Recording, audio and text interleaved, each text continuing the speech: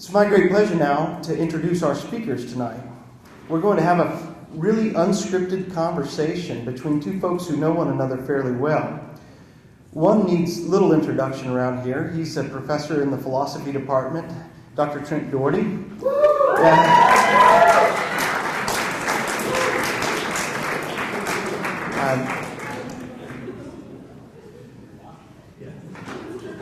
I don't know what else to say after that.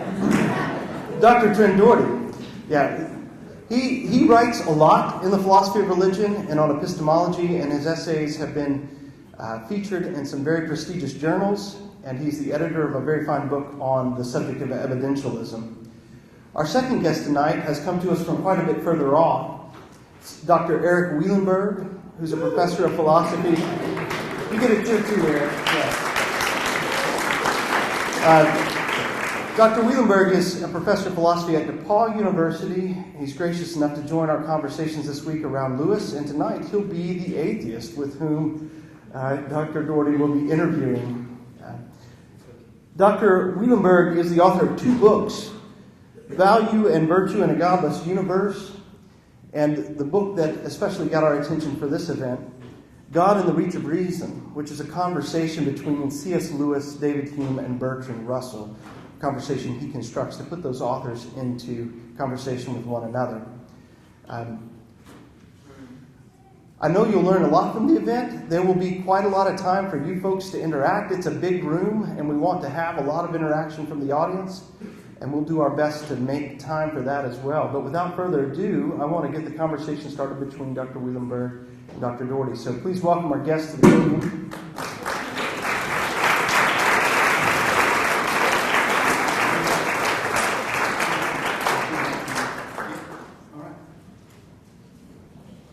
Again, thanks for coming out on a Friday night, on a chilly Friday night. We're very glad to have you here. Hopefully, many of you will be able to attend tomorrow's events as well on the 5th floor of Cashin. We'll be having some snacks and breakfast foods and a nice lunch served there tomorrow. So here are the two books that Todd referred to by that Erik has authored. Value and Virtue in a Godless Universe, and God in the Reach of Reason, both from Cambridge University Press. So I want to start out, Erik, just by asking you, with the God in the Reach of Reason book, why did you pick C.S. Lewis as the individual to put into conversation with Hume and Russell? Yeah, so my interest in C.S. Lewis derives from the need to the desire to fulfill a need in my teaching. So I teach intro to philosophy pretty regularly, and there's a section in the philosophy of religion, of course. We look at arguments for and against God's existence.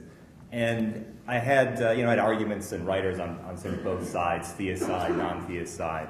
But I had the sense that many of the Christian students in the courses, even though there were writers, philosophers who were theists, a lot of the writings didn't seem to resonate with the Christian students. And so I think a lot of the Christian students in those courses felt like their view, even though there were these, allegedly, actual theist writers, they didn't really see their particular faith being represented well in the discussion.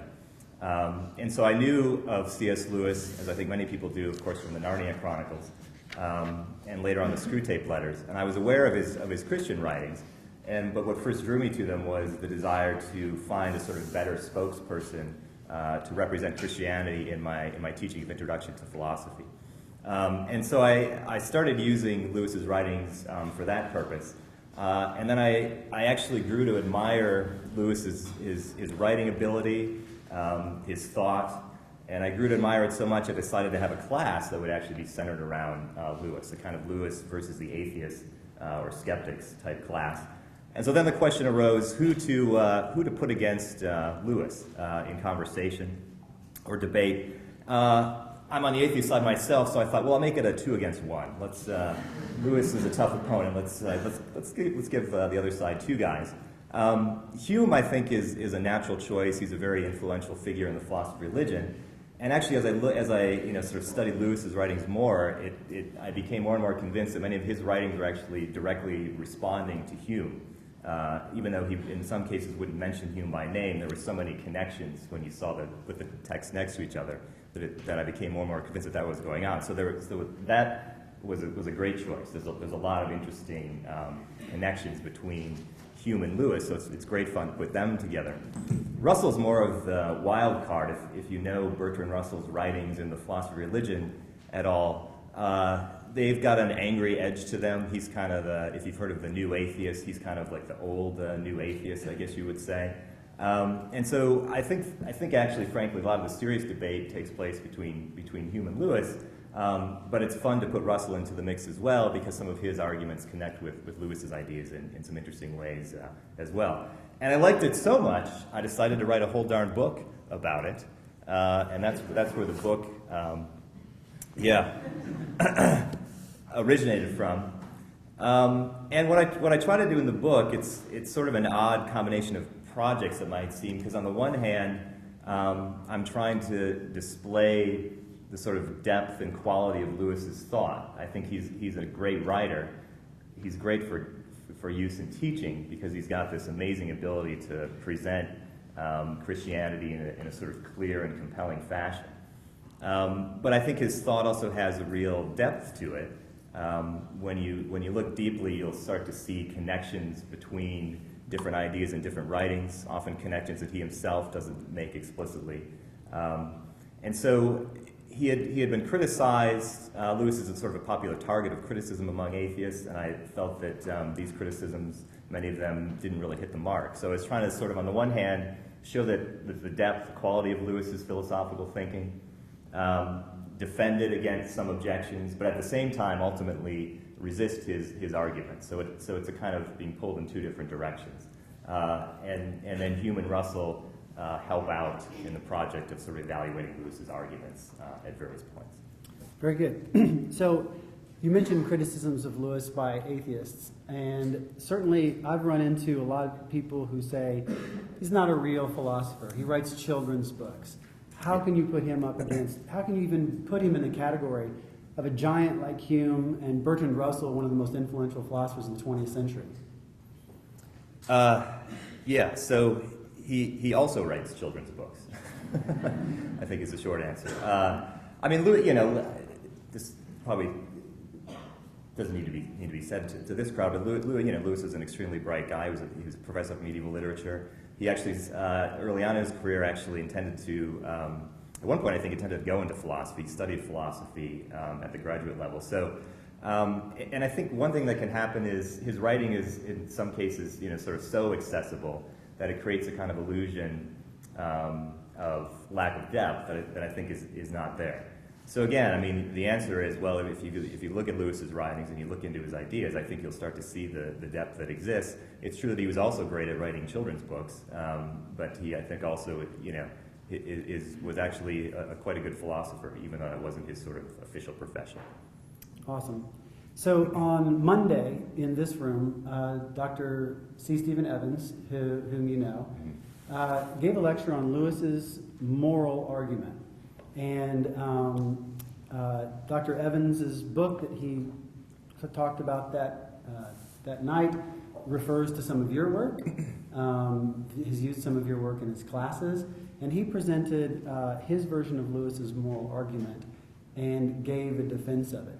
Could you give us a brief summary of how you think Lewis's moral argument goes? Yeah, so I think the heart of, let me just, a bit of background about Lewis's general sort of approach to trying to make the case for the existence of God.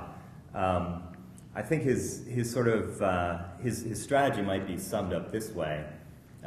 In arguing for the existence of a good God, I think he said his idea is don't look outward to the physical universe and try to make your case for the existence of a good God based on that. And I think the reason that he thought that approach wouldn't work was that there's evil and suffering in the world.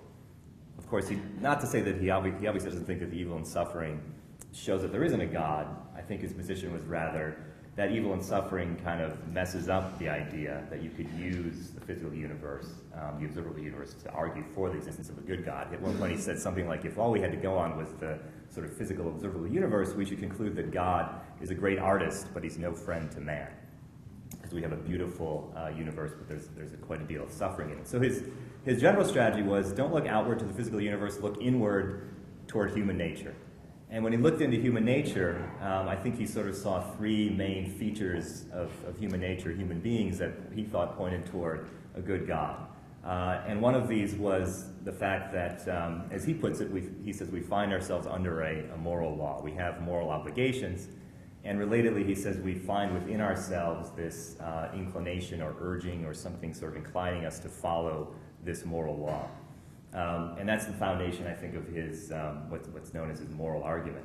And so I think the simplest way of understanding the argument is he sort of starts, that's the starting point. We've got moral obligations, we're under this moral law.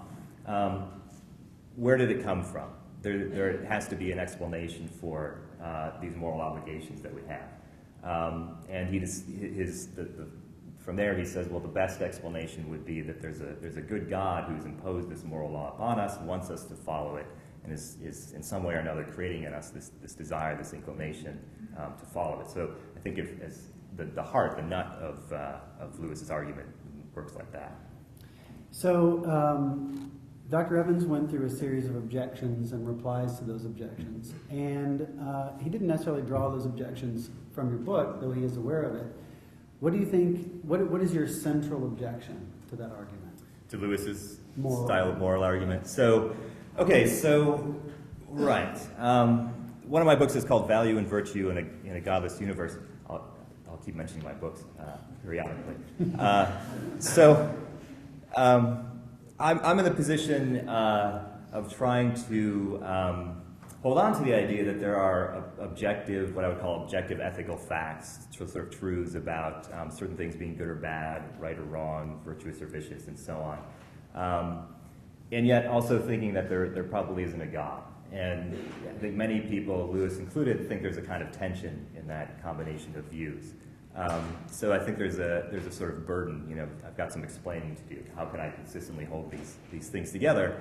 And a lot of the explaining takes the form of trying to respond to arguments like Lewis's. So just to say a bit about my sort of general strategy for trying to respond to these kinds of arguments, I would say that there are sort of two prongs to this strategy.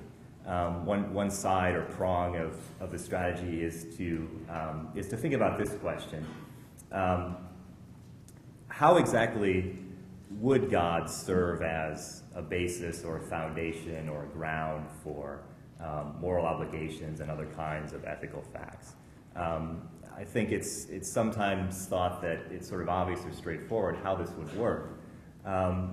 But when you start to get into the details, there are a number of theistic theories that try to explain how God could be the source of moral obligation or other sorts of moral facts. And according to me, at any rate, when you start to look at some of the details of these theories, different sorts of problems emerge. So one prong involves trying to make the case that it's not actually so straightforward to explain how morality could depend upon God. And if that case has any success to it, it should sort of open our minds to the thought, okay, then maybe there could be another way that morality could exist that doesn't depend on God, if it looks like God doesn't work so well as a foundation for objective morality.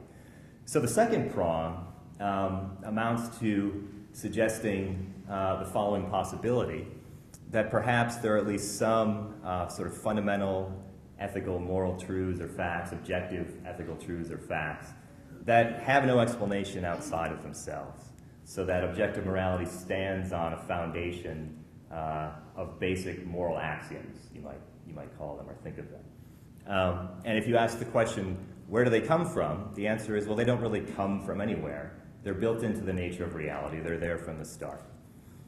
And in thinking about this view, I think one of the things to think about is how it sort of compares with the theistic view. And so I think initially, if you hear this idea of they're sort of just there hanging or floating in space or something like that, it can seem a little crazy. But one point to notice is that on the theistic side, there's also a commitment to certain facts that have no further explanation, the big one being, of course, the existence of God. And so there seems to me to be something of a symmetry there. One other part of this strategy involves the following point. If you start to look at some of the details of theistic attempts to use God as a foundation for morality, I think you actually see that in most cases, really what's going on is that God is being used to explain some of the ethical facts, whereas other ethical facts are actually left unexplained. And if that's right, then there's not such an asymmetry between my approach and the theistic approach. If on the theistic approach you have God as a basic unexplained, the existence of God as a basic unexplained fact, and you also have some ethical truths or facts sort of left unexplained, then actually both views start to seem sort of parallel. So in my view, you have some unexplained ethical facts, and I think in a theistic view, you actually have some of those as well, and you have the existence of God. And so when you put it all together, it amounts to trying to make the case that we can have objective ethical facts, even if there's no God, because objective morality doesn't actually need a foundation outside of itself. So the parallelism argument, if I understand it, is basically that on your view, there are some necessary truths that don't need explanation, the moral truths, and the theist can't object to the existence of unexplained necessary truths because they have this unexplained necessary truth, namely the existence of God. So suppose the theist says, well, here's an asymmetry, sort of an Anselmian approach. Here's an asymmetry, here's a difference between them. God is conceived to be that than which no greater can be conceived. And that concept itself has a sort of necessity of existence that propositions like, don't murder, just don't have. There's a sort of conceptual necessity to the proposition that God exists. God is the ground of being, and so a statement like, things exist but there's no ground of being, or statements like, everything is contingent can't be true, so there must be something that is necessarily existent. There's a family of arguments that suggest that the notion of divinity is one that includes self-existence or necessary existence, but it doesn't seem like that's true with the moral truths. So I think, two thoughts. One is I think the kind of argument you're referring to is known as the ontological argument. So I guess I think I would want to resist that particular kind of argument. But I guess the other thought is actually if we reflect on certain fundamental moral claims or principles, it seems to me that it's pretty plausible actually that they have kind of necessity to them, that they really couldn't have been false. And if you think of something, an example that's often given is something like, torturing babies just for fun is always morally wrong. To me at least, it seems quite plausible to say not only is that actually true, but it has to be true. There's really no way that things could have been that would have been false. Seems to me there's no imaginable circumstances under which torturing babies just for fun would actually be permissible. There might be circumstances under which lots of people or even everybody becomes convinced that that's the case, but it seems to me that truth itself has a kind of necessity to it. So I guess the second thing I would say is it strikes me actually as pretty plausible that at least some of these moral principles would have a necessity to them. Okay, so the book primarily aims at demonstrating the existence of value in a godless universe. According to Lewis, part of the data is that we have a sense of obligation, a sense of we ought to do this. We're falling short if we don't do that. And there's a bit of a gap between demonstrating the existence of value and a ground of value versus a ground of these oughts, or this ground of this sense of law. Yeah. I think you've got, I would say you've got both values and sort of ought statements in the moral foundation. The example I gave a moment ago involved, torturing babies just for fun being morally wrong. That's an ought statement. So I think that, in at least some cases, many cases, the ought statements will be in some way based upon or connected to certain claims of value.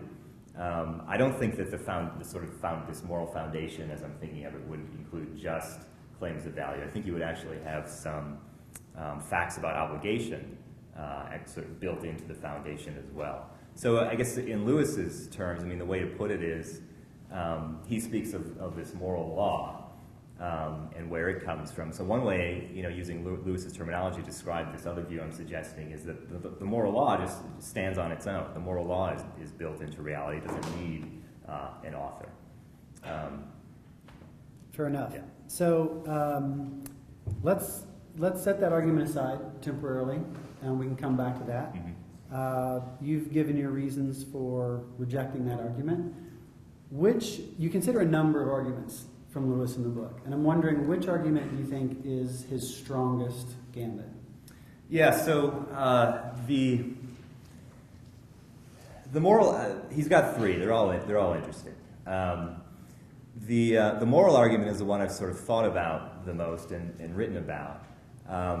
As I say, that's because I had a motivation of I find myself holding these views. There's a group of smart people who think these views are incompatible. I've got some thinking and explaining to do. So I was sort of motivated to think and write about that. I mean, I think at this point I would say actually he's got an argument that's known as the argument from reason that to me personally seems to be the most sort of challenging in thinking about. So let me try to offer just, again, a kind of simple summary of the heart of the argument from reason as I understand it. So as I mentioned before, Lewis's general idea is don't look outward at the physical universe, we should look inward toward human nature. He thinks when we do that, we'll find that we're under a moral law, we have moral obligations, an inclination to obey, we need to explain that. Another thing he identifies as part of human nature that sort of points toward the existence of a God is the fact that we can reason, and in particular we can have knowledge. And so, as I understand it, his presentation of the argument from reason is in the book Miracles, and I think this is actually one of the more challenging of his books, and particularly when he's giving the argument from reason, it's particularly difficult. I think in the end, what it comes down to, the sort of core claim is the thought that what he's interested in is the fact that human beings are able to have thoughts that are about other things. We can sort of point or refer to other things. If you start to think about it, it can almost seem like this magical, amazing kind of ability. It's like right now I'm thinking about Jupiter, and now I'm making you think about that as well. It's kind of amazing, like our brains are somehow pointing toward or representing this planet. I didn't research it, so I don't know how far away it is, but it's really far away.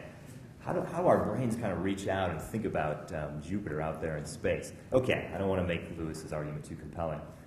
So that's the thing that he's interested in. This is kind of remarkable ability. And he says, look, you need this for knowledge. I mean, knowledge is about things out there in the world, so you have to be able to think about them. You have to have this intentionality. And so I think ultimately his thought is that it's very hard to see, or I think he would actually say it's actually impossible, the claim that evolutionary processes could start with creatures that don't have intentionality or the ability to think about other things, and that those processes could somehow produce beings that do have this ability, that do have intentionality. I think that's kind of the core of his argument, that couldn't happen. And so he says, well, then the best explanation for this ability that we have is the existence of a sort of fundamental reasoner. You've got to have intentionality there in reality from the start. And so he suggests, well, what would explain this would be a divine mind, God's mind, which has intentionality into it, and so our intentionality is ultimately derived somehow from the divine mind. So as I understand it, that I think is the core of his argument from reason. It's based, I think, on this sort of ability or to think about other things, intentionality. And in the philosophy of language in general, this is a real puzzle. And in any course in the philosophy of language, people are going to try to give theories and assess theories about how this ability takes place, how it relates to language, what the relationship between intentionality and language and in thought is. This is a huge problem, and Lewis was, in a way, ahead of his time in thinking about this as a very core and central topic. Yeah. So, in a second, I want to pose what I think is a different version of what's going on in Lewis's Miracles, chapters 5 and 6. But first, so you've said this is the better of his arguments and a strong argument. So what do you think? What's wrong with the argument? Yeah. Okay. So here there are two, as I see it, there are sort of two main strategies for trying to respond to this argument. One is basically you can see Lewis as putting down a challenge. Say, the challenge is, okay, explain how intentionality could arise through evolutionary processes. Professor Doherty was right. I mean, this remains a big question and problem in the philosophy of mind. There are many non-theists working feverishly and writing, trying to offer an account along these lines. So the best response would be to say, okay, here it is. Here's how it works. I don't have that response. Here's another response. Here's the one that I have. Now, I should say that doesn't mean that it doesn't exist. I just don't have it ready to go. Here's another thought. And so to explain this other idea, it helps, I think, this other response, I think, parallels a move that's often made on the theist side in thinking about responding to the problem of evil. So one sort of challenge for the theist position, of course, is there's lots of evil in the world, and sometimes people will argue like this. They'll say, look, not only is there evil in the world, but there's evil and suffering, and when we think about it, as far as we can see, we just can't think of any justification or reason, for why a perfectly good God would permit that sort of suffering. And so then some people want to move from that to the claim that, okay, so there probably isn't any justification, which means that God probably doesn't exist. So one kind of response to that argument is to say, okay, even if we can't explain or see a justification for this evil, that's not decisive. It doesn't decisively establish that there isn't one, because if you think about it, of course, on the theistic view, there'd be a large gap between human knowledge and God's knowledge, and so there might well be goods and evils and reasons that God would have, which are totally beyond our understanding, beyond our ken, as it's often said. So notice the theist move there is to say, okay, I don't have an explanation for this evil, but that's not a fatal problem for my view, because maybe it's not so surprising, given the rest of what I believe, that we wouldn't be able to see an explanation or justification for all these evils. Okay, so it seems to me that the non-theist might be able to make a similar move in the case of a challenge like Lewis's, where you might say, okay, maybe we even don't have an explanation for how intentionality could arise through evolutionary processes. But if you think about the rest of what we believe, of course, what we believe is that human beings were produced by these evolutionary processes, and so it's not very surprising that we would have certain kinds of cognitive limitations. On the non-theistic perspective, human beings, just as on the Christian view, are going to be flawed in various ways, including intellectual or cognitive ways. And so actually it's not so surprising that there might be certain fundamental philosophical questions that we can pose, but which we can't really adequately answer. And so I think I see a symmetry between these two moves. In both cases, the thought is, I can't answer the challenge. On the theist side, I can't explain the evil. But that's not a decisive objection to my view, because my view suggests that actually probably it's not surprising that there are evils we can't explain. The thought on the non-theist side is to make a similar movement with respect to Lewis's challenge. Even if we can't explain how this thing could have happened, that doesn't decisively show that it didn't happen. It might just be that the explanation is beyond our understanding because of our unsurprising cognitive limitations. So that's the strategy I've got. There may be better, on both sides it's better if you can answer the question, right? If you could explain the evil, that's nicer. If you could tell the story of how the intentionality arose, that's nicer. But there is this other strategy that I think is available on both sides. Okay, so this is the second time you've sort of appealed to a parallelism between theism and atheism. And so in the first case it was a parallelism between there being an unexplained basic necessary truth. If you, the theist, can have that, then I can have that too.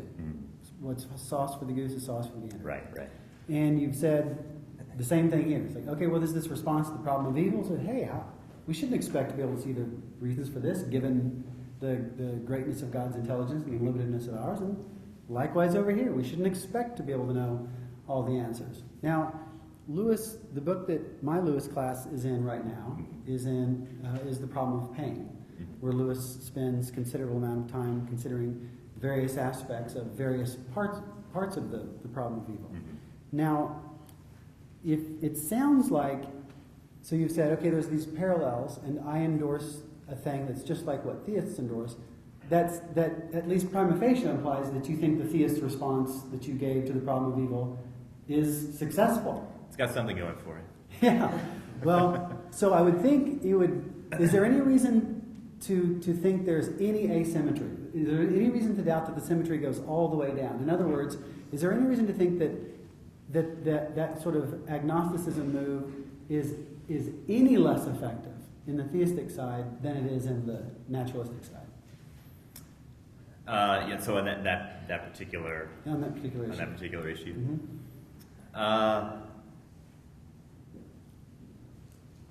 Yeah, good question. Well, let's go to what you. I'm still thinking. Well, we don't have to answer that now. That's the beauty of philosophy is sometimes that's all you can say for now is good question, and we flag that because we can't answer everything. I'm going to send you an email at once. Right.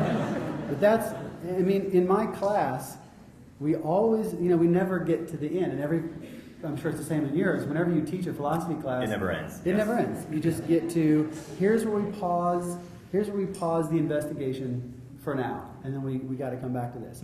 Now, Lewis, so you in the book, you pose the problem of evil pretty much in Hume's terms, which I think is good, because I think Hume gives the most compelling treatment of the problem of evil.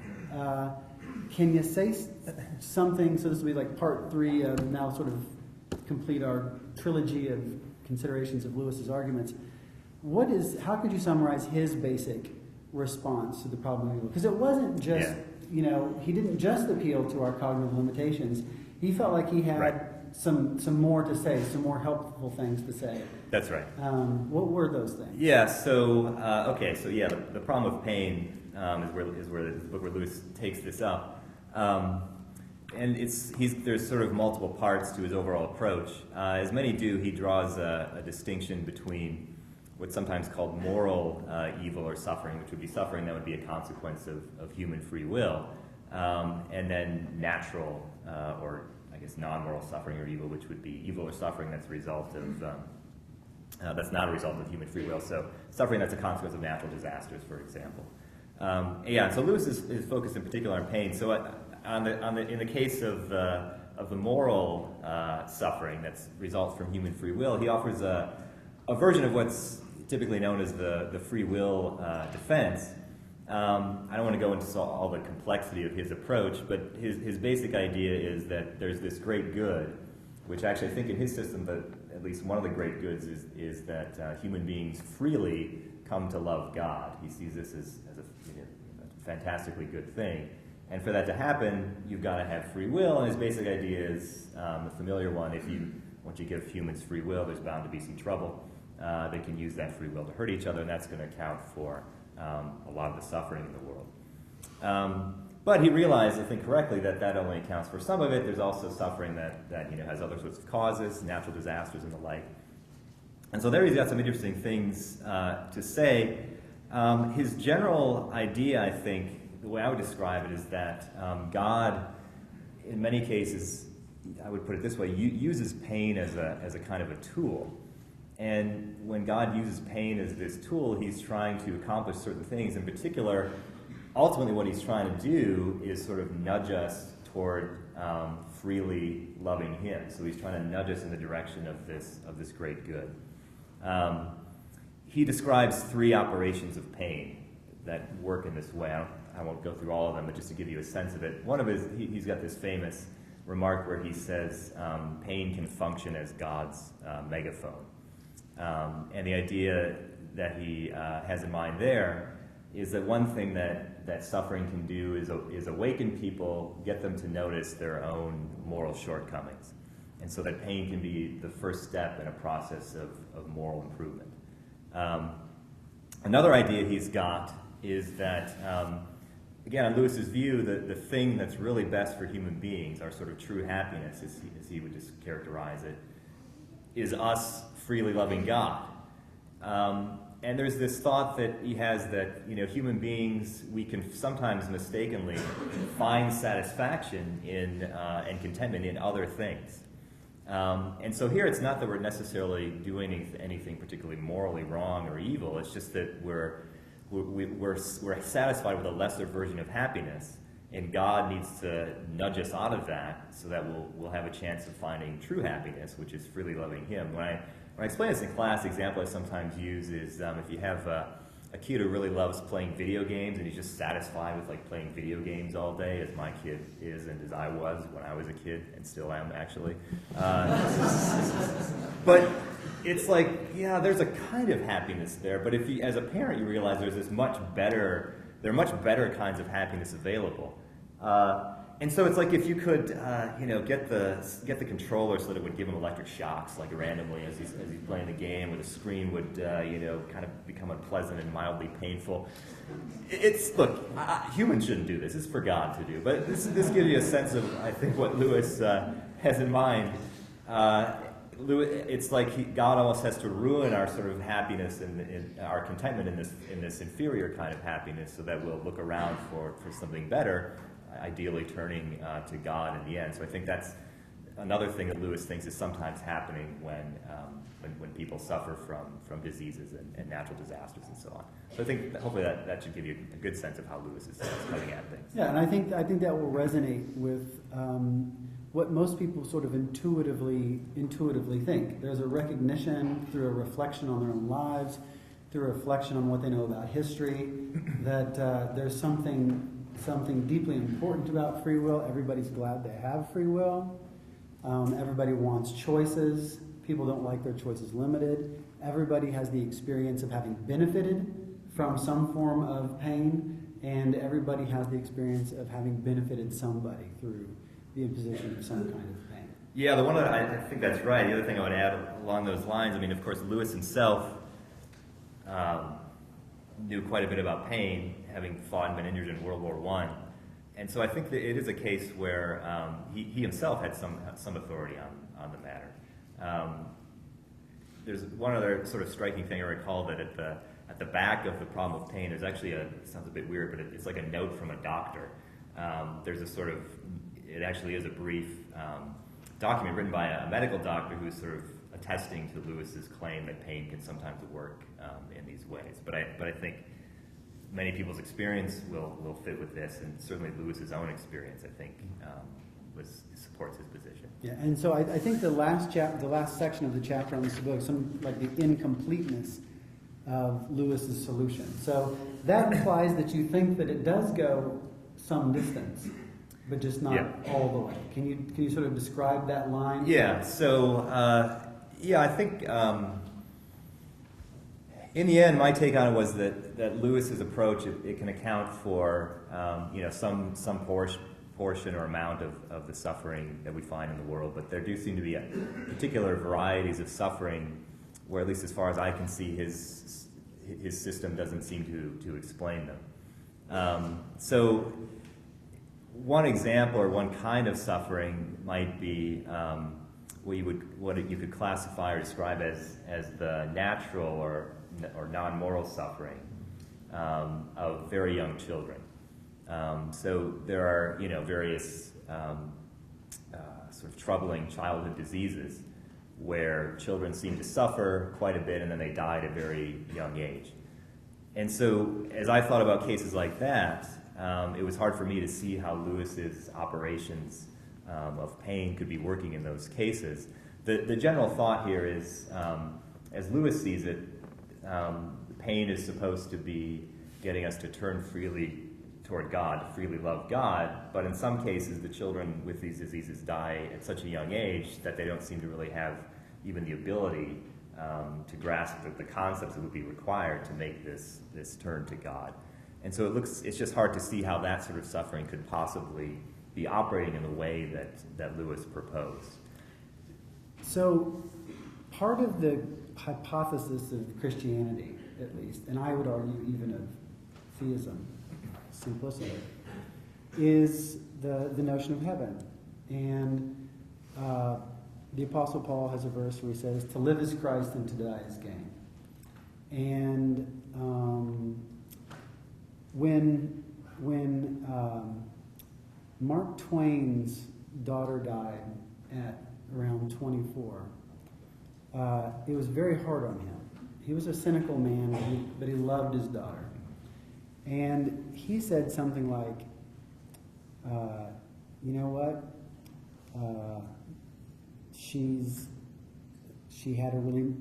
The segment of her life that she had was a very enjoyable life, and a lot of troubles typically lay ahead of you when you're 24. And so he sort of felt like it's almost, you're almost lucky when you get to sort of not have to go through all that. And that's a very different sentiment than Paul's. But it's just interesting that a guy as cynical as him, and it sounds cynical in a way, but it's also seems to, and it's not in a Christian way, but open the door to the idea that though death is bad for those of us on this side, the question is it bad for the individual who undergoes the death? And I have kids of my own. My kids are in the back, ranging from 4 to 15, and the fact is, the problem of evil didn't bother me before I had kids. My attitude towards the problem of evil before I had kids was no pain, no gain. I grew up in a really sensitive Irish household. My dad was a coach. So it just didn't bother me. I thought, what's the big deal? Why is this such a thing? But when I had kids, that whole perspective changed. But though I would probably just lose it, and I don't know if I could psychologically make it through the death of one of my children because I just don't think I'm a good person. I don't think I've got a good perspective on it. I don't think I have my act together and all that. I don't know that I could say a bad thing happened to them, because I do believe that if they did die at that young age, they would be in paradise. And though I do think that God intends that in the normal course of events, people have a normal lifespan, I think God has allowed a great deal of chance in the world, and so you expect these things to be on a normal bell curve. And some people are going to live very long, some people aren't going to live long at all. And there's a sort of natural lifespan of the 80 and 10 years, 80 and 10, whatever it is. But then the question is, did a bad thing happen to that person? And it's not clear to me that anything bad does happen to the child who dies on balance. I mean, obviously there is a lot of temporary emotional suffering. There is sometimes physical pain associated with diseases that are terminal, but that the individual's existence is described by a very short period of time on earth followed by eternity in heaven. And so it's hard to see that their life on balance is anything but very good. Yeah, so, in the book, the goal is to sort of, evaluate Lewis's take. And so I think what you're describing is maybe a natural way of extending or adding to Lewis's approach. I guess one thought I have about what you've said, even if the death isn't bad for the person who dies on your view of things, it seems like the suffering is still bad. And I take it your thought there is, but of course it's massively outweighed by perhaps what follows. Not only outweighed, but it's certainly a part of. I don't know anybody who thinks that, for example, when you die and go to heaven, that's the age you are, forever. Like, so if you die at 114, you're 114 forever, And if you die at sounds awkward. 2, then you're 2 forever. Now I don't know. More awkward. What sort of? Well, you're in diapers either way. So. Right. I don't know what 114. Come on. I don't know how to think about where people end up in terms of their abilities. But I don't know anybody who thinks that the child who dies is a child forever, but Right. rather that they will have intellectual abilities of at least a normal adult, if not more, so that they could think about their suffering, see their suffering in perspective, and not only is it outweighed, but they could see how it was a consequence of, say, the need for a universe of a certain kind, and then say, yeah, I get it. I understand why that had to happen. I understand that it was a consequence of bigger choices, and that and not having any grievance against God. And I think when the individual gets to a point where they have no grievance against God, and they say, I endorse my role in the cosmos, it's not just that their suffering is outweighed, but it's just defeated. It's undone in a sort of way. I'm not asking you to necessarily reply to that, because I just remembered. I mean, you can if you want to, but I did just remember that I promised to give a different perspective on Lewis's my reading of Lewis's. Yeah, I mean, let me do reasons. this. I'll maybe just one thought about what you were saying there. I guess, I mean, in the story you were telling, I mean, part of the story is that there is some reason or explanation for the suffering. I mean, because one thought I would have when you were sort of describing this view is, why not just sort of skip the short, pain-filled existence here and go right to the afterlife or something like that? So it still seems like we need some explanation or justification for it. I guess it makes sense that if the child wouldn't stay as a child and then would see some justification or explanation, and then sort of accept that the suffering might be defeated in the way you described. But I think, at least from what I've heard, we're still left without sort of a thought about what that explanation might be. Now, from the remarks I said before, I don't think that's a fatal problem, but it does seem to point to, at least in what has been said, I think, an incompleteness in the attempt to try to sort of explain the different sufferings that we find in the universe. Yeah, fair enough. So here's a different reading of Lewis's argument from reason. Yeah. He's keen on the difference between two senses of the word because. One is illustrated by, so take the belief that Dobermans are dangerous. One person could believe that because they were bit by a Doberman as a child. That's why he believes it. But then it's a whole different sense of why when you say this other person believes Dobermans are dangerous, and the reason why he believes it is he's studied Dobermans and he knows the frequency of attacks. I actually, as far as I know, Dobermans are perfectly safe, but let's just go with it. Sorry, Dobermans. And so there's a very different sense of why and because at work in those two explanations. The person who believes that Dobermans are dangerous because he was bitten, his belief isn't rational, because the story of how he came to believe it doesn't involve comprehension of reasons. The person who believes Dobermans are dangerous because they've studied the matter, they believe it because of some reasons that they've comprehended. And so he draws that distinction. Then he says, if there isn't mind that is genuinely outside of the physical, that stands above the physical, then all explanation of belief is like the first kind. It's all, I believe this because my brain is, the particles that make up my brain are in this arrangement, and they're in that arrangement because sometime earlier they were in this arrangement, and the laws of nature say that if you have stuff arranged this way and these laws, it's later going to be arranged this way. And then he says, and that would encompass all belief, including the belief that there's no God, the belief that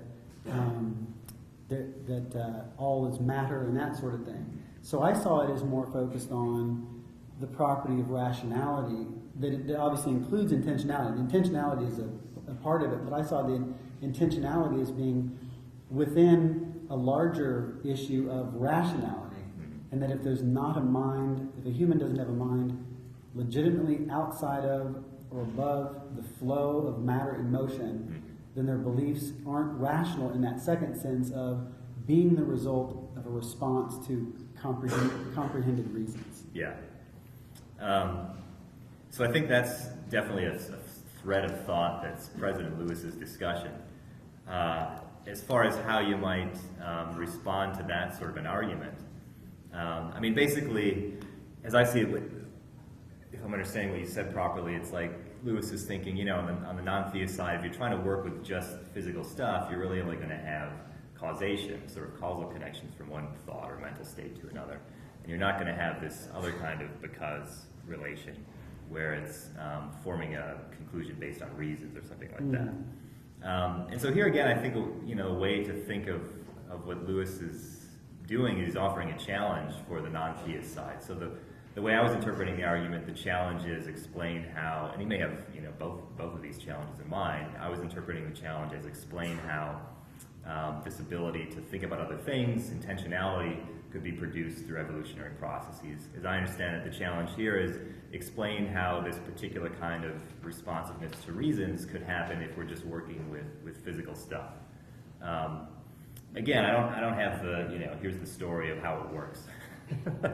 And I think, in part, it seems to me this is going to be an empirical question. What goes on in the brain, neuroscience and psychology are going to have a lot to say here. Whether it can work out in the end, I think is the big question. But I think that this one, to me, seems like a case where there's a lot more that needs to be understood about the brain, how it operates, before we can figure out whether there's a way that the brain itself could be responding to reasons and have the rationality in a way that's sufficient for the rationality that Lewis is describing. Okay, so we're going to transition now from our conversation with one another to our conversation with you guys. I will call on you as you raise your hands, and Nick will bring a microphone over to you so that your question can be recorded for the webcast. And let's go ahead and start that. Pardon? Student first. Yeah. Always like to have students go first, starting with undergrads, working way up to grad students. Right here, and then Keller over there. And we're going to try to keep, there's a lot of people here, so we'll try to keep follow-ups to a minimum. I can definitely, if I feel like we need to clarify the question, you can leave that in my hands. Hello. You say your name if you want. My name is Amjad. I'm a music undergrad at Wielenberg. Great. My question is, when you compare the two arguments that are the one where the argument of reason and the argument of the problem of evil, would you not agree, though, that the major difference between the two is that the argument of reason is an attack against the lack of knowledge? Like, we don't know how the evolutionary processes eventually produce cognitive abilities. However, the attack on the problem of evil is an attack on a claim of knowledge. The theist would argue that he knows God is good, and that he knows that God is the foundation of existence. And so the main issue is, since these are clear definitions, we know the definition of good by the fact that if someone who witnesses evil and is able to act against it, but doesn't, is in fact an evil person. And so by these definitions, it's an attack on the claim of knowledge. If the theist claims that God is good and that he's omnipotent, then these definitions would be basically go against the fact that evil exists in the world. If the theist response would be that we can't apply this logic to God because God is outside of logic, then the problem arises that in this case, we really can't use any reasonable logic to prove that God exists because you've already placed him outside the realm of reach of logic. And the other issue is that if that is true, then you can't say God is good or love or anything, because if you say that, then you put him within the framework of human definitions. Mm-hmm. Okay, thanks. Okay, there's a lot there. I mean, this almost sounds like one for. Do you want to take a stab? Well, at this one? I mean, the thing that I heard out of that was some claim that God is outside of logic, and I don't know anybody who thinks that. Does anybody in this room think that God can make a square circle? Anybody in this room? 190 people. It's okay if you do. Yeah. I mean, if you do, it's an interesting view that I'd love to talk to you about. So I don't know anybody who thinks anything like that. So I think that's sort of like, maybe somebody thought that sometime, and if they did, I'd have as big a problem with it as he would, because one of the things that Erik points out in his book is that Bertrand Russell and C.S. Lewis both believed you should follow the evidence where it leads. Lewis was not a head-in-the-sand Christian at all. He believed that if logic showed that there was no God, then he shouldn't believe that there was a God. So Keller, right there, next question. Hello? Hello. Okay, so let's say for a second that, right, like you said, the goose is the... Sorry, just maybe if it helps when you say you, like which... Sorry, you. Okay, thanks. Thanks, you. Dr. Wielenberg will do. Thank you, Doctor. It's not really, not a real doctors. Let me clarify. Yes, I have a doctor of philosophy. I'm not a real doctor. I'm going to help people with actual problems, medical issues. Yeah. Glad we cleared that out. Anyway, so let's say for a second that you're right. What's good for the goose is good for the gander, and I won't challenge you on the fact that there could be moral things that are inherent in the world for their own rights. What use are they? Because it seems that without God, it's only the weight of people shaking their fingers at others and saying, you shouldn't do that because I think, yes, exactly, I think you should not do that. Yes. Is this a way of putting your question? Okay, Wielenberg, you suppose I grant that there are these objective ethical facts sort of out there built into reality. Why should we care about them? What reason do we have to be moral, to try to do the right thing? Well, not more than that. How can we tell others to care about them? What possible use could they be in, like, I don't know, in a debate against someone who has completely different? Say if you found someone who did think that torturing babies was a good thing. Okay. In certain instances. Okay. Yeah. Thank you for the question. All right, so I guess there are a couple of things going on there. I mean, one, so who cares? Why should we care about them? Well, look, one thing about if there are moral truths, I mean, it's in their nature that they're the sort of thing you should care about. I mean, that's what a moral truth is. I mean, if it's really the case that you ought to refrain from torturing babies just for fun, then you've got very good reason to refrain from torturing babies just for fun. That's one of the things that fact entails. The second thing was, what do you say to a person who sort of disagrees, has radically different moral views from you? I don't know that any sort of theory about the nature of morality gives us a club or a weapon that we can use to decisively settle moral disagreements. Maybe the thought is, on the theistic side, you can say, well, look, God commanded this, and that settles the debate. There are, of course, plenty of people who will disagree about that. I mean, one way you might think of it is, what do you do if you encounter a person who rejects what seem to you to be just obvious fundamental truths of logic? Like a person, that there's a rule in logic called modus ponens that says if you have a statement of the form, if P is true, then Q is true, and you have another premise that says P, the rule says if those two things are true, then Q must be true as well. Most people find this just obvious at first glance. Imagine if you encountered a person who they genuinely, sincerely seem to deny this. I don't see that. I don't really think that's a good inference rule that those first two things entail. The third thing, I don't know what you would say to that person, but I don't see any reason to think that should give you a reason to doubt your own conviction. And I think that in morality, at least in some cases, it works the same way. I've got no argument that I can appeal to convince someone that if they genuinely disagree that torturing babies just for fun is wrong, I've got no argument to sort of fall back on. But that's the same way with all sorts of things in math and logic. I think I can know those things, even if I have no proof for them or no convincing argument I can give for someone else. So I don't think that the disagreement problem sort of makes trouble. And Aristotle has an example where he says, if a man thinks a wall is higher than you think it is, it's worth arguing with him. If he thinks there's no wall, then there's no conversation. You don't argue about everything. It's a good one. And Keller's original question was, of what use is it? And it seems like you have an easy answer there. Suppose you want to do the right thing. Then knowing what the right thing to do is really useful. And so so as long as he's got objective morality in his system, it's just as useful as it is in anybody's system. Well, we go to the next question. I'm going to take a panoramic picture.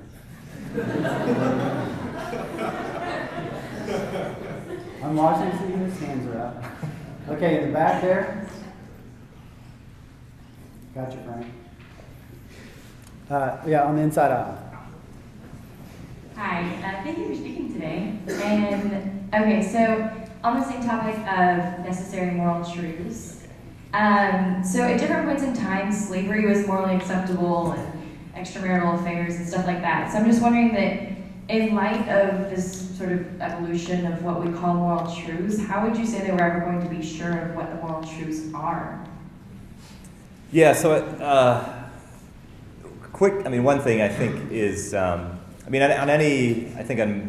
anyone who believes in objective moral truths, theist or non-theist, is going to want to, I think in most cases, say, there may be some caveats, but those truths really are unchanging. Our beliefs about morality clearly change over time, and you gave some examples to illustrate that. But if it sounds like the worry is about knowing, if once we look back and see this variation in moral belief, how maybe that raises a worry about how we can never know we've got it right. I guess I have two thoughts there. One is, at least from what you've said so far, if there's a problem, it seems to be a problem for anyone who believes in objective moral truths. I mean, if the source of the worry is variation or change in moral belief through time, well, everybody recognizes that occurs. And so, what I'm interested in is sort of comparing the theist and the non-theist approaches to objective morality. It seems like if there's a worry there, it's going to apply to both views. But it also seems like even more than that. Of course, we find variation and disagreement, change through time in our beliefs about all sorts of things. So you might even raise the same sort of worry about science. In fact, probably in science, there's been more change, actually, in moral belief through time. That's a big claim. But that seems right at the moment. Then in the case of morality. And so another thought is, sometimes when people think about morality and moral knowledge, they see reasons for skepticism. One thing I think is important to think about is there a special problem for moral knowledge here, or is this worry one that would apply to all sorts of other knowledge? Because it seems to me, for whatever reason, people they're not always fair to the idea of moral knowledge or moral objective truth. What they put forward as, reasons for rejecting truth or knowledge and morality exists in other domains, but they're perfectly happy to allow truth and knowledge in those other domains. And so the other thought I have is, it strikes me that this worry might be one that would apply across the board. And so if it doesn't threaten the impossibility of knowledge in the other domains, then why should it be seen as a big threat to knowledge in the moral case? And part of Dr. Wielenberg's work is precisely on the question of how we know moral truths. It's a work in progress. It's a work in progress. Well, literally a work in progress, like your next book. Yeah. And he gave a presentation to the philosophy department last night on his views about this. I don't think the change of moral beliefs over time presents the biggest problem. Typically, the big problem presented to naturalists concerning moral knowledge is moral properties seem to be abstract objects that don't have any causal influence on the physical world. So if you think that humans are just composed only of physical things and not a soul, how do you get hooked up with those moral properties? And that's something that I've written on, and it's something that Dr. Wielenberg is writing on too. So there is definitely a dialogue that takes place there. I think there was let's see. Let's go to Emily right there since you're close, and then down here, Nick, and then back to the white shirt in the corner. Hi, Dr. Wielenberg. Thanks for coming. I liked what you brought up moral claims of obligation, but I'm not sure if I understood it completely. Like, are there obligations that don't stem from values? And if so, why is that important in relation to morality without theism? Yeah, okay, good questions. Yeah, I don't know that I have a... It's perfectly okay, let me put it this way. It's perfectly okay with me if it turns out that all obligations are connected with value of some sort, in some way or other. And so I guess actually you've raised an issue that is sort of interesting in its own right to think about, but maybe if the real question is, does this actually matter to the debate between, say a non-theist view like mine and a theistic approach? At least for now, I'm inclined to say no. So that's a question that's worth thinking about in its own right, but I don't think it actually, as far as I can see, makes a big difference as far as the bigger debate. Yeah, I mean, it's a great, Nick, you want to go ahead and start moving down this way? It's a great question, and people I don't think there are any obligations that don't stem from values. It's just a debate, it's an intramural debate in ethical theory, whether there are such things. And as far as I can tell, there's nothing about theism or atheism that affects that. I mean, I just really can't, so that just seems to be an interesting but independent question. Right down here. Hello. First, can I get some quick clarification on Lewis's thoughts on natural causes? Is his stance that God has agency in natural disasters or not? Agency in the sense of sort of poking his big divine finger into the world and making things happen. I don't think Lewis is necessarily committed to that. It might rather be that God has set up a system in which those things will unfold according to the laws of nature. Now Lewis, on the other hand, he does defend the idea of miracles, so Lewis does defend the idea of a God that can intervene in the world, but I don't think he necessarily wants to say that every time there's a natural disaster that that's what's going on. Okay. Can I ask one more? Go for it. Awesome. Okay, so as far as the problem of pain and evil and natural causes of those negative things, you had made a comment about the incompleteness of Lewis's argument as far as nudging people towards God based on death and suffering of children. And my assumption is that that is based on the wider idea that the suffering of innocence is something that is inexplicable and not necessarily justifiable. So my question is if the assumption of innocence is the basis for that argument, what would your view be on whether there's a justification for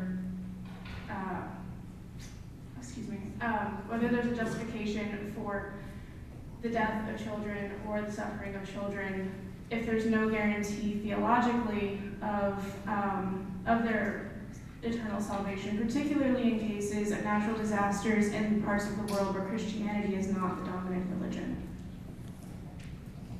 It sounds like Is that a question for me? Yeah, I mean, it sounds like a question for me. Yeah. Well, yeah, it does. I don't know. I mean, so the last part was in regions where Christianity hasn't predominated. Well, I think that what Paul teaches is that you don't have to have... Well, here's a great quote by Lewis that I think is something that Paul teaches. In Mere Christianity, when Lewis considers a question like this, he says, what we know is that all who are saved by Christ. What we don't know is that all who are saved by Christ must know him by that name. And so I don't see any reason at all in the Christian tradition to think that they have to have heard of Christ to be saved. And in fact, I think that when you think about miscarriages, things like that, children who die extremely young, of course, I mean, even if they grow up, suppose they're born in a church during a sermon, they still, if they were to die shortly thereafter, would never have heard the gospel. So I don't think the sociological question there is germane. The other part of the question was, what if it's theologically in doubt as to whether they go to heaven or hell?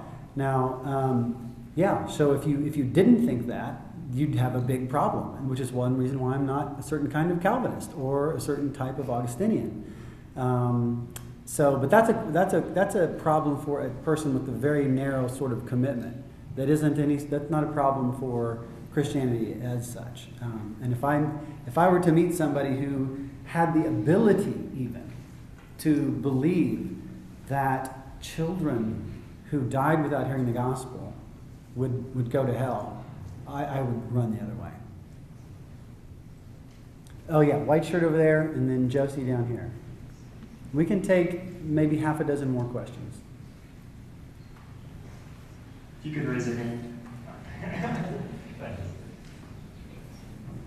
Dr. Wielenberg, you said in another context that you support the sort of Platonic existence of moral values, but if that they exist in some way independently of the existence of the universe, but if simplicity is to be favored in our theories of ultimate explanation, doesn't it seem simpler just to posit the existence of a single unabolished being, which is the source of our moral values, rather than some sort of indeterminate number of moral values? Yeah, good question. So, two thoughts. I seem to always have two thoughts about things. It's good to have a backup plan. I guess my main thought is part of the argument I try to make is that when you look at theistic attempts to work out or explain how God could serve as the foundation for morality, I think actually, again, what you find are that some parts of ethics or morality are explained in terms of God, but other parts are left unexplained. So I actually think that even on the theistic approach, it's hard to sort of reduce all ethics and facts about value to get them all to depend on God. I mean, the trick is when it turns out that when you try to explain one ethical fact by appealing to God, you often need to appeal to some other ethical fact. So there seems to often be this remainder that's left over. I'm actually going to stick with just this one thought. So I think that actually, at least it's not obvious that the comparison is quite as you say. It's almost like it's a comparison maybe between some set of basic ethical facts that have no further explanation on my view, and then perhaps some smaller set of ethical facts that have no explanation on the theist view and God. So I don't think it's quite a bunch of unexplained stuff versus one. I think it's multiple unexplained things on both sides. Okay, I promised to get Josie in there, and then let's go ahead and let a few graduate students get some questions. We can always go back.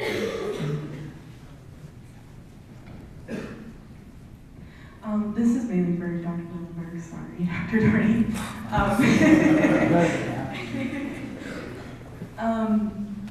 So one of the remarkable things to me about C.S. Lewis is that as much as he is a fabulous philosopher and an excellent writer, I think the most defining characteristic to me and to those I've talked to about him is he is a Christian.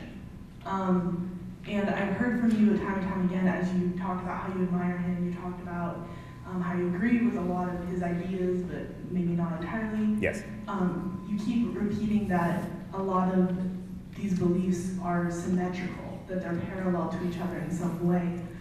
Where did he go wrong? Did he go wrong in allowing God to enter the picture? Or was there somewhere else that put him so fundamentally far away from you, even though he exists co-parallel? Yeah, so, well, I think in the end, obviously Lewis and I disagree on one or two things. Father, Son, and Holy Spirit. Okay, three things. Aren't they just one? Or one, whichever way you want. He's got those three arguments. The short answer to your question is just his three arguments. I think they're very interesting and they raise lots of issues that are worth thinking about. I don't think they're in the end that they're compelling or decisive. And so as far as, where did he go wrong? He didn't give compelling arguments for the existence of God. If that's right, well, many people have fallen short in trying to give compelling arguments for interesting views.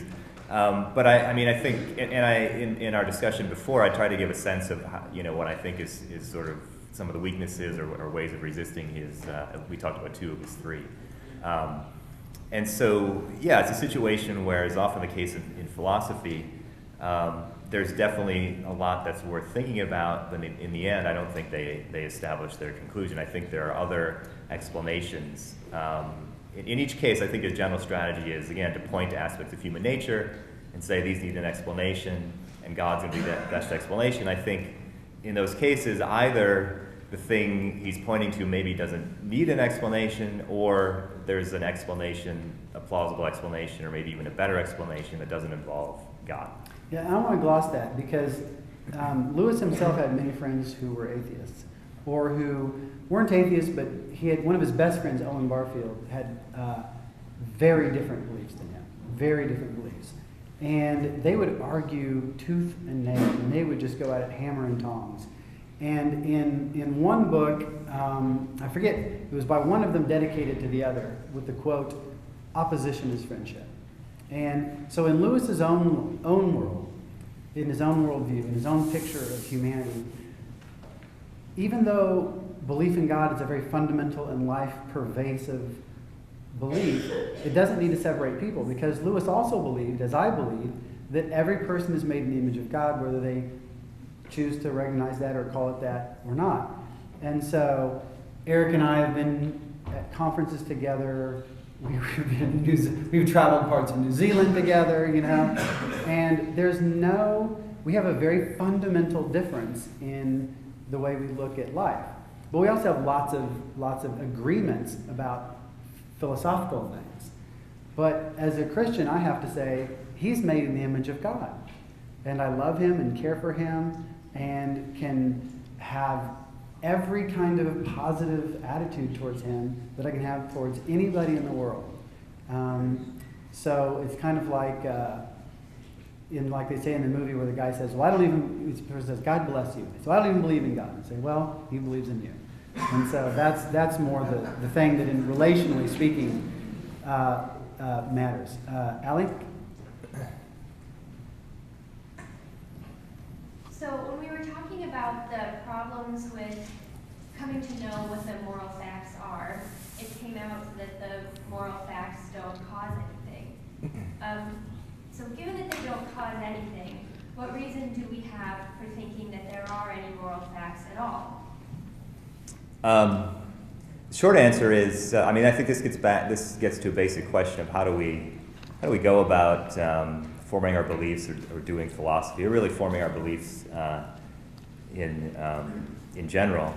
And I think Trent will tell me if he agrees with this or not, but one basic approach that I think is attractive is, and it may seem simple-minded, but darn it, it seems like the right way to go. You start with how things seem to you, and you go from there. If you find a reason to reject something that initially seems right to you, then of course you should. But you've got to start your inquiry from somewhere.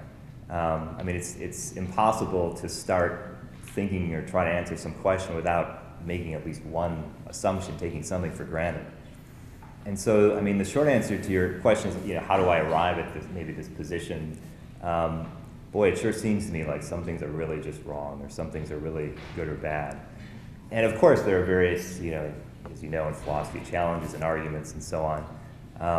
But so far, I haven't found any of those compelling. And so, in that case, I'm still sticking with how things seem initially. Now, as you know, there's a lot of explaining to be done about how could it work, how could we acknowledge of these facts if they are causally inert in a certain way.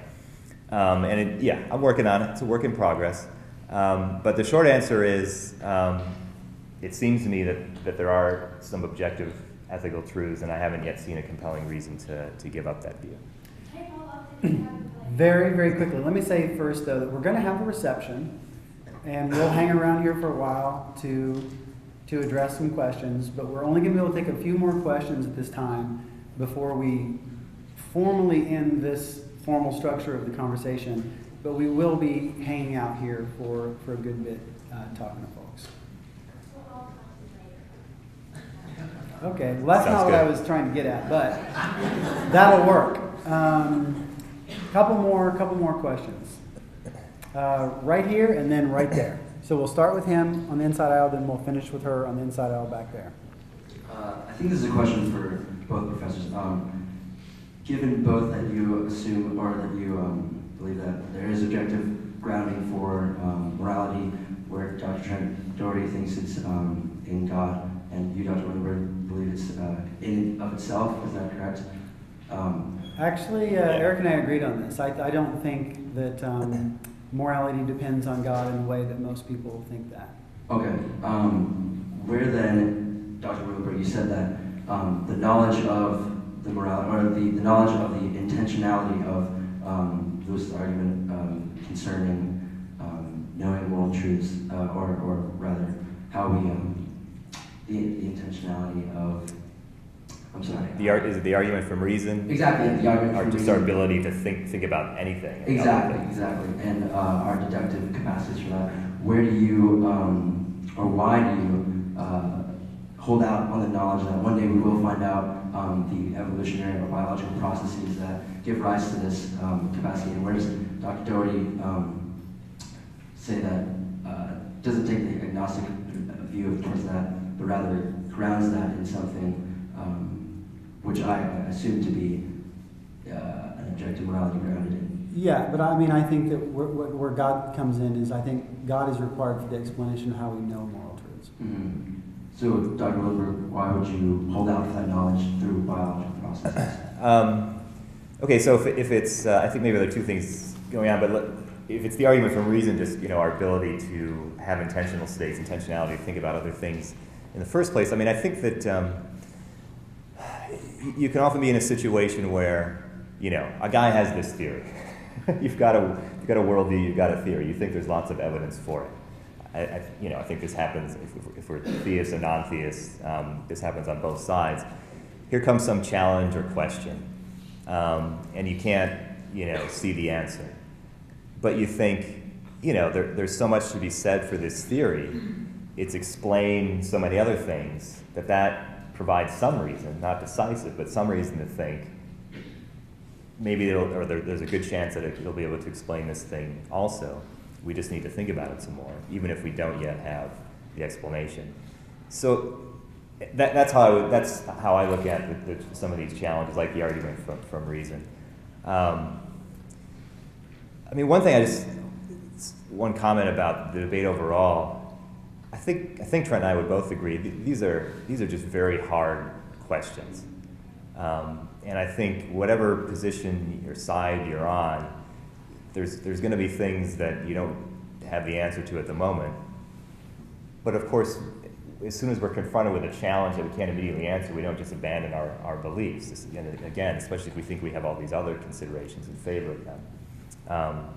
And so that's, I think, sort of how I see my situation with respect to that kind of challenge. And Dr. Pruce, who's present tonight, I think, or was, and I have a paper forthcoming in the Oxford Studies in Philosophy of Religion that makes just that point from the standpoint of theism.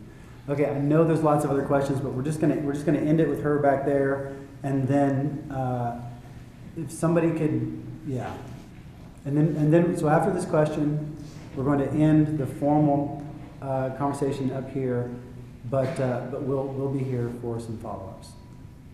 Okay, I was going to say, obviously you've spent a significant portion of your time trying to assert your belief that there is no God, and I just wanted to ask, what is the purpose of making that assertion? I mean, if there is no God, I don't really see that there's any consequences in believing that there is one.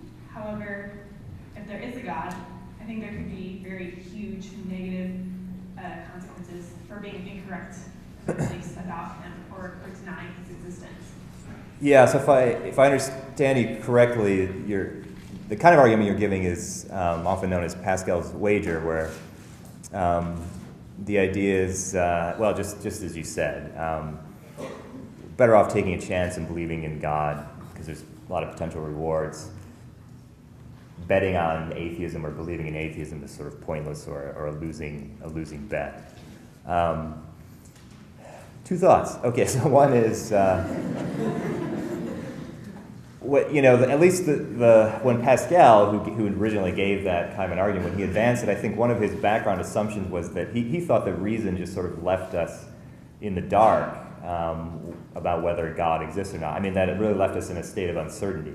So I think his position was, well, given that we really have no idea whether there's a God, we ought to turn to other kinds of considerations to try to figure out what we should believe. But I'm not, at least in my perspective, that's not quite the situation we're in. I don't think it's obvious what the answer to the question is. But my sort of take on it is when you look at all the evidence and considerations and try to sort of weigh them up, it leans toward the non-theist side. Trent thinks it leans in the other direction. So I think when you're in that situation, the reasonable thing to believe is you should go with the preponderance of the evidence, I guess you would say. I mean, the other question, like why, I don't want to put words in your mouth, but yeah, what's the point of like making this kind of an assertion? The short answer is, in the end, I think, both of us are just trying to understand the reality, what it's like. This is the view that I think is most plausible. And so I'm trying to share the reasons I have for some of the reasons for holding that view with others. I should also say, it's true that I never, when I got into philosophy, I never set out to be a sort of spokesperson for atheism. It's something of a role I've fallen into. And I'm definitely sensitive to the fact that there's a time and a place to advance those kinds of beliefs and considerations. There are places where it would be wildly inappropriate for me to try to give these reasons or convince people that there's no God. But I take it that this particular setting is one where people have come here voluntarily. They're interested in these questions. They want to think about them. And so this seems to be the place where this is a good place to just provide the reasons. Here's some of how I look at it. Here's some of the reasons I have. What's the point of giving these reasons? Well, I think in the end, we all think it's important to try to understand what reality is like. Yeah, I want to gloss that in two ways. First, I think of Pascal's wager a little bit differently. I don't think he actually thinks it's ambiguous. I think a broader reading shows he thinks there were arguments, but he says to the person who is the agnostic, he's saying, okay, fine, suppose you think it's dead even then, you, a gambling man, a tough-minded person who's purely practical. But there's this other Pascal's wager, what I call Pascal's second wager. And that wager has a different conclusion. The conclusion isn't, this is so important, so you shouldn't risk it, you should believe. It's, this is so important, you should continue to inquire into this. This is a question you should look at. And so many people, Christian and non-Christian, don't even really investigate this. And Dr. Wielenberg is one of a very minority of people who hold the non-theistic position that have demonstrated a clear willingness to investigate the matter, to write books on it, to think about it, to engage in it, and not just dismiss it. So in that respect, I think Erik is engaging Pascal the way Pascal wanted to be engaged. And then I wanted to affirm the second part of what Erik said. My first philosophical hero was Socrates. And the reason is that Socrates said that the truth is above all else. And that truth is worth sharing with people. And so ultimately the question, why say that for anything, is because you think it's true. And saying something, and you want to say what's true. And you want to have a picture of the world the way the world is. You want your mind to conform to the world. You don't want to have illusions. And that's something that Lewis and Russell and Erik and I all agree on. So thank you, Erik, for coming.